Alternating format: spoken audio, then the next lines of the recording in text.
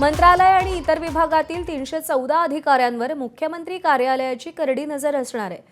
अनेक वर्षांपासून एकाच विभागात असणाऱ्या अधिकाऱ्यांवर आता कारवाई होणार आहे। अनेक वर्षांपासून एकाच विभागात मलाईदार पदावरती कार्यरत असणाऱ्या अधिकाऱ्यांची यादी तयार करण्यात आली आहे। मलाईदार पदांवर असलेल्या अधिकाऱ्यांना इतर विभागात हलवण्याच्या हालचालींना आता वेग आलाय। काही अधिकारी जवळपास 10 वर्षांपासून एकाच विभागात असल्याची माहिती आहे। राजकीय वरदहस्त असलेल्या अधिकाऱ्यांवरही कारवाई होणार आहे अशी माहिती आहे। राजू सोनावणे आपले प्रतिनिधी आपल्याला अधिक अपडेट देतील। राजू, हा निर्णय नेमका का घेण्यात आलाय आणि कोण कोण रडारवर असेल?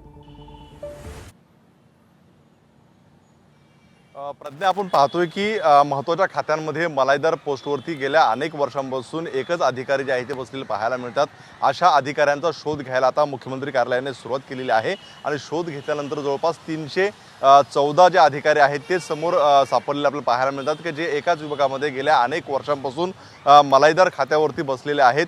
या अधिकाऱ्यांना हटवण्यासाठी आता मोहीम जी आहे ती सुरू केली आपल्याला पाहायला मिळते। मुख्यमंत्री कार्यालयाने प्रत्येक विभागांचा आढावा काढलेला आहे आणि कुठला अधिकारी कुठल्या किती दिवसांपासून जे आहे ते एकाच पदावरती आहे, एकाच विभागात आहे याची यादी केलेली आहे आणि 314 अधिकारी तब्बल समोर आलेले आहेत। त्या सगळ्या अधिकाऱ्यांवरती जे आहे ते कारवाई केली जाणार आहे, त्यांची बदली करून दुसऱ्या विभागामध्ये पाठवलं जाणार आहे। खरं तर आपण पाहतोय की हे अधिकारी यांचं अनेक राजकीय नेत्यांशी साठलोटा असतं आणि त्याचा वापर करून जे आहे ते अधिकारी मलाईदार पोस्टवरती वर्षानुवर्ष एकाच ठिकाणी बसलेले असतात। अशा अधिकाऱ्यांना धक्का देण्याचं काम जे आहे आता मुख्यमंत्री कार्यालय करत आहे।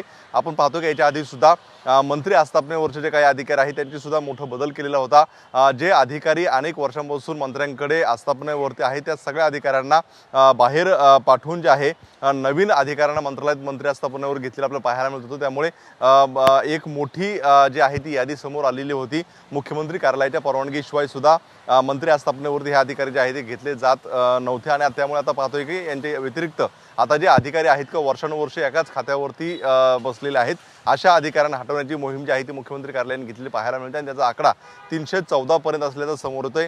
त्यामध्ये महसूल विभाग असेल किंवा इतर महत्त्वाच्या खात्यांमध्ये सुद्धा हे सगळे अधिकारी आहे। विशेषतः नगरविकास विभागात सुद्धा अनेक अधिकारी जे आहेत या खात्यामध्ये बसलेले आपल्याला पाहायला मिळतात। त्यामुळे सगळ्या अधिकाऱ्यांची आता हटाव मोहीम जी आहे ती मुख्यमंत्री कार्यालयाने घेतलेली आहे। 314 अधिकाऱ्यांची यादी समोर आलेली आहे। त्यामुळे आणखी सुद्धा अधिकारी यामध्ये येण्याची शक्यता नाकारता येत नाही। बरेचसे अधिकारी असे आहेत की जे त्या पदावरती आहेत, मध्यंतरी कुठेतरी एखाद वर्ष दुसरीकडे जाऊन येतात आणि पुन्हा त्याच मलाईदार खात्यावरती जे आहे ती दावा करतात। अशा अधिकाऱ्यांवर सुद्धा कारवाई केली जाणार आहे। त्यामुळे मुख्यमंत्री कार्यालयाचं एक मोठी मोहीम जी आहे ती सुरू झालेली आहे। त्यामुळे आणखी किती जणांची यादी समोर येते आणि कशा प्रकारची कारवाई होते हे सुद्धा पाहणं महत्त्वाचं राहील। प्रज्ञा, राजू, धन्यवाद दिलेल्या माहितीसाठी।